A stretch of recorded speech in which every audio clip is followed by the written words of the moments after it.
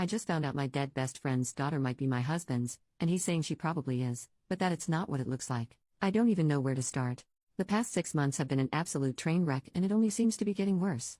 My 33F best friend since elementary school, who I'll call Alice, passed away in February from cancer. She had a 2-year-old daughter who went into the custody of her mom after she passed away, who I'll call Alexis. Last month Alexis showed up on our doorstep unannounced, telling my husband, 36M, he needs to take responsibility for his child and either take custody or start finally paying child support. She says that Alice had told her when her daughter was born who the father was, but didn't want anything to do with him. To answer the inevitable, Alice was a traveling nurse and made a lot of money, which is the only reason I can think of for why she didn't go for child support. During this conversation my husband had the worst panic attack he's ever had, so we had to end the conversation before I could get more details. My husband's story is, I don't even know. He said that Alice's daughter is probably his, but that it isn't what I think. Almost 3 years ago we threw a large housewarming party as we just moved into our dream home, after I finally finished residency and was set to make real money for once.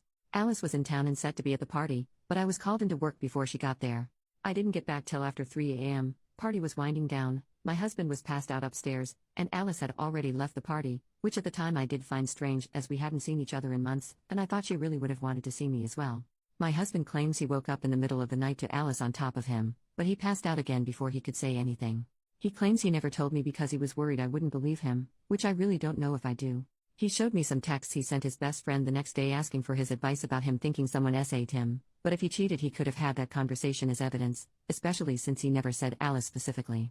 Ever since the party he has been very distant with Alice, and after she had her daughter he would even find excuses not to be around the house when she would visit at all. I don't know if that's because he cheated, or if Alice did actually SA him and this was his trauma response? Honestly Reddit, I don't know what to do. I've known Alice since we were children and she had never come across as that kind of person. But I've also known my husband for over a decade and he's not once ever given the inclination of a cheater. He's an attractive guy and I've seen the looks he gets at the gym and he's never even given more than a glance. What the hell should I do? How do I figure out what the truth is here when Alice isn't even around to defend herself? She never even implied she liked my husband, let alone wanted to sleep with him. I told my husband he needs to get a DNA test before anything is decided on the child's part, but in the meantime he needs to move out while I think about what I'm going to do here. Relevant comments. Commenter, did Alice change behavior after that night? Anything at all? OP, not that I noticed. She'd always been at least a little standoffish towards him as she thought I could do better. The first time she visited after she gave birth, she asked where he was since he wasn't home, for the first time, but she never asked again after that. Commenter, obviously DNA test. His story does sound wild, but he wouldn't be the first. Is he someone who tends to drink a lot at times and black out? OP, not at all. He rarely drinks and generally only at parties, which at our ages are few and far between. He works a tough and stressful job, so I figured once he was buzzed he laid down and fell asleep, not that he had drank more than normal or anything like that. Commenter, would she be the type of person to sleep with her best friend's husband consensually? OP, I don't know, and that's part of the problem I guess. I went through everything with her, so to reconcile the woman I knew for most of my life with someone that would betray me in either way is so hard. Commenter, is your husband the conniving type? OP, he's smart, smarter than I am, which, not to sound conceited, means he is really, really smart. He does think tank type work as a contractor, so planning things is literally his job. If he ever thought he could get caught for cheating, I think he'd be smart enough to cover his tracks. Commenter, who did Alice say was the father of the baby? OP, she told me it was a man she met while in another state for work. Short-term fling. Commenter, and how did your husband react to Alice's death initially? Did his response seem normal, or like what you would have expected? OP, I honestly don't know. I was going through a lot at the time, understandably. I didn't notice any changes in him. Commenter, why does he need to move out? Your friend SA'd him, and he even texted his friend the next day. OP, I needed space to think, it's only temporary, for a few days at most. I've been trying to think on this for the past 2 weeks, but it's impossible to do when he's here, as all I can see when I look at him is my best friend. Dealing with her death the first time was hard enough, adding in the new feelings of betrayal, if it was an affair, or betrayal and disgust if it was SA, are making it even harder. Commenter, she would have told you on her deathbed if it was an affair. But she didn't. That only makes sense if she was in the wrong. OP, thank you. I don't know what it is about this part, but it just clicks with me. You're absolutely right. With her level of disdain, if it was an affair she certainly would have told me, if only to separate us, especially on her deathbed. I was in the room with her, holding one of her hands. She obviously took this to her grave, and the only reason she would is if she SA'd him probably. Thank you. Update on the same post. After talking with you guys, I've come to the realization that my husband is being truthful. My best friend SA'd him. Several people pointed out that with Alice not liking my husband, if it was an affair, she would have told me when she was dying, if only to separate us. You're absolutely right. I was there, in the room while she passed. I held her hands for days, we talked about so much. If it was just an affair, she would have told me. But if she essayed my husband, she wouldn't have said a word. That's the type of thing horrible people take to the grave. I've also come to the realization that I made a terrible mistake asking my husband to leave for a few days while I gather my thoughts. Not to make excuses, but losing my best friend to cancer, a long cancer fight at that, was brutal. To say that I was devastated wouldn't do it justice. That it happened only 6 months ago, and I'm still feeling it every day. So to have this thrown on me? It's like I'm losing her all over again.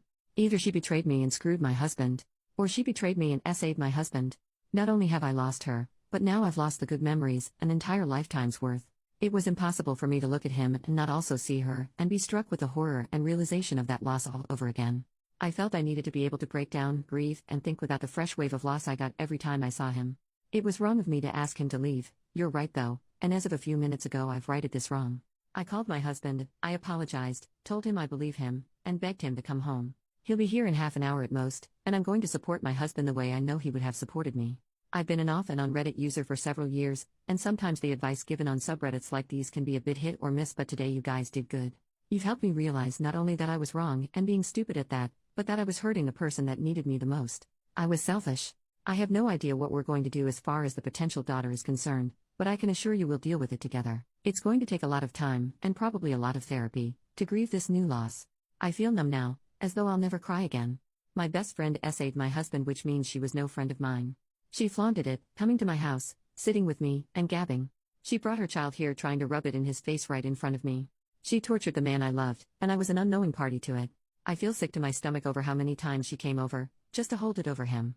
I'm honestly at a loss on how to make that up to him. If you all have any ideas, please feel free to give them to me. I think I'll need all the help I can get.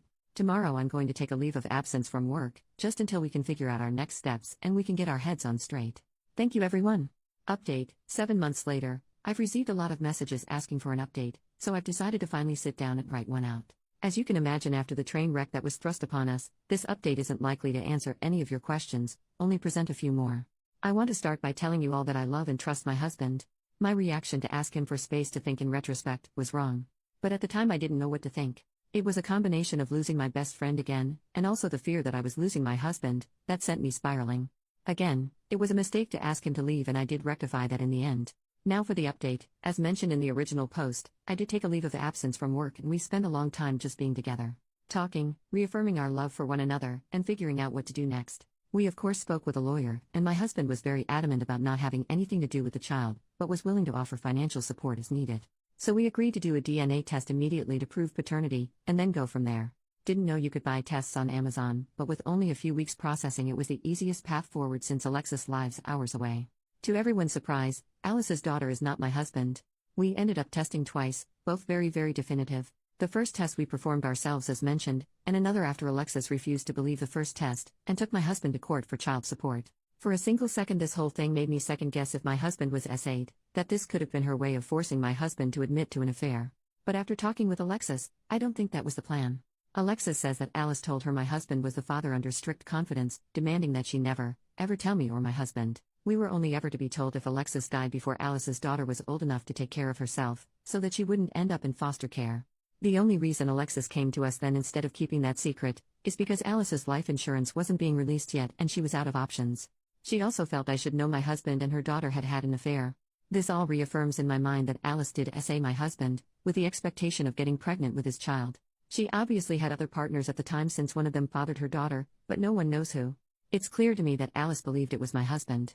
I did suggest Alexis upload a sample to Ancestry, see if any matches pop up, but as Alice traveled all over for work I don't know that anything will ever come of that.